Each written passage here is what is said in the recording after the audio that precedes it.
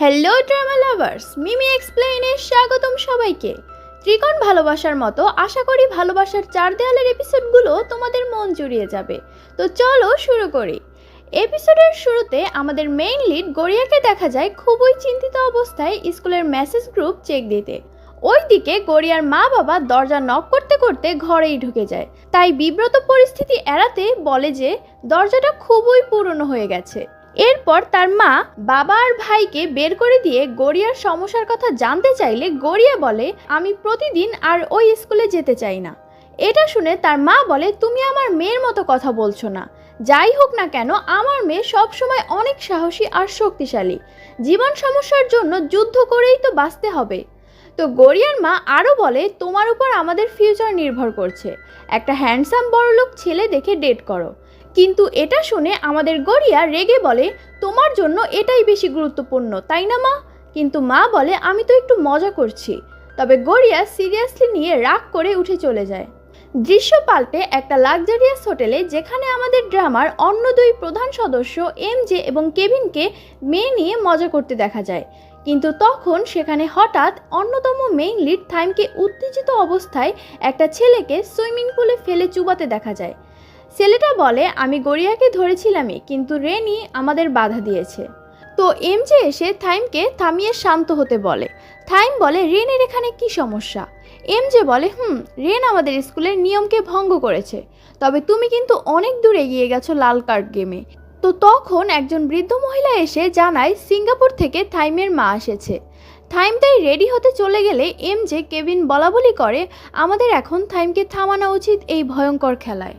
এরপর দেখা যায় থাইমের মা ডাইনিংয়ে আসার সময় ইউপিনকে বলতে থাকে, আমি এবার 3 দিন থাকবো, তুমি নিশ্চিত করবে যেন সব কিছু আমার অর্ডারে চলে। তখন একজন স্টাফ একটু ভুল করতেই তাকে কাজ থেকে বাতিল করে দেয়, এবং এর মধ্যে থেকেই আমরা থাইমের মার আসল বৈশিষ্ট্যগুলো বুঝতে পারি। তো তারপর থাইমের মা তাকে বলে, আমি শুনেছি তোমার স্কুলে একটা সমস্যা হয়েছে। থাইম বলে, তেমন কোনো সমস্যা না। তখন তার মা বলে, যদি তুমি একটা স্কুলকেই শাসন করতে না পারো, তাহলে তো তুমি আমাদের কোম্পানির কিছুই কন্ট্রোল করতে পারবে না। তখন আমাদের একটা স্টোরি বলা হয়, বাইরে থেকে ধনীদের প্রবলেমগুলো বোঝা যায় না, খুবই স্মুথ লাইফ মনে করা হয়। আসলে ধনীদের লাইফে প্রচুর চাপ থাকে এবং জীবনটা ইজি মনে হলেও অনেক আনকমফোর্টেবল ফিল হবে। এমনকি যখন তুমি টপে থাকবে, তখন লোয়ার ক্লাসের কেউ তোমার বৈশিষ্ট্যকেও চেঞ্জ করতে পারবে না। অন্যদিকে গড়িয়া বাথরুমে বসে নিজের পোস্ট দেখতে দেখতে চার্জ শেষ হয়ে গেলে বাইরে বেরিয়ে আসে। তখন তার বাবা সেখানে বসে তাকে একটা নতুন জুতার বক্স দেখায় আর বলে, এটা তোমার মা তার সেভিংসের টাকা থেকে এনেছে তোমার জন্য। তো তার বাবা তাকে জুতাটা পরিয়ে দেয় আর বলে, তোমার মা বিশ্বাস করে তোমার জুতার জন্যই তুমি এই টপ স্কুলে আনকমফোর্টেবল ফিল করছো। আসলে থাইল্যান্ডের মানুষ বিশ্বাস করে জুতা মানুষকে আত্মবিশ্বাসী করে তোলে। তার বাবা তখন তাকে রাগ না করার জন্য অনেক বোঝায়। গড়িয়া তখন খুশি হলে সবাই আনন্দ প্রকাশ করে। গড়িয়া তার মাকে হাত ধরে সেখানে নিয়ে আসে। এদিকে তার ভাই তার জুতায় কিউট করে ফুল এঁকে দেয়। সবাই তখন একসাথে সেলফি নেয়। এখানে তাদেরকে খুবই সুখী পরিবার দেখা যায়। পরদিন গড়িয়া স্কুলে গেলে লকার খুলে লাল কার্ড না পেয়ে হাফ ছাড়ে, কিন্তু তখন তার জুতায় পাউডার পড়লে সে সেটা মুছে জুতাটা রাখতেই আবার তার উপর অ্যাটাক হয়। সবাই মিলে তার জুতা নিয়ে ছোড়াছুড়ি করে আর তাদের গ্যাং গ্রুপে এই নিয়ে সবাইকে দিক নির্দেশনা দেওয়া হয়। এভাবে কাদা পানিতে তার জুতা ছোড়াছুড়ি করার সময় সেখানে থাইম এসে জুতাটাকে আটকে দেয়। ফার্স্টের দিকে সে সবাইকে ধমক দিয়ে যথেষ্ট হয়েছে বলে গড়িয়াকে জুতাটা ফেরত দিতে চায়, কিন্তু গড়িয়া জুতাটা ফেরত নিতে ধরলেই সে হাত উপরে সরিয়ে বলে, এটা তো এখন একটা আবর্জনা।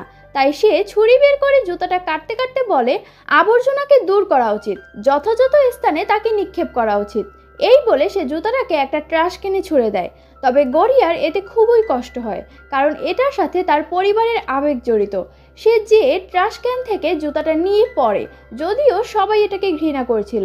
এটা দেখে থাইম কিছু বলতে যাবেই ঠিক তখনই গড়িয়া তার পেটে জোরে একটা লাথি দেয়। সবাই তো অবাক হয়ে যায়। গড়িয়া থাইমের কলার ধরে তাকে ইচ্ছে মতো বকে আর বলে, এখন থেকে আমি তোমার সাথে ফাইট করব, তাতে যদি আমি মরেও যাই। তো এসব বাদ দিলে এদিকে আমাদের থাইমির দিলে তো লাড্ডু ফুটতে থাকে। সে এই প্রথম কোনো মেয়ে গড়িয়ার প্রেমে পড়ে যায়, যদিও আমাদের গড়িয়ার আবার রেনের উপর সফট কর্নার ছিল। যাই হোক, এখানেই আমাদের দ্বিতীয় এপিসোডটি শেষ হয়ে যায়। পরবর্তী এপিসোডগুলোতে কি হতে যাচ্ছে তা দেখতে চাইলে অবশ্যই সাবস্ক্রাইব করে কমেন্টে জানান।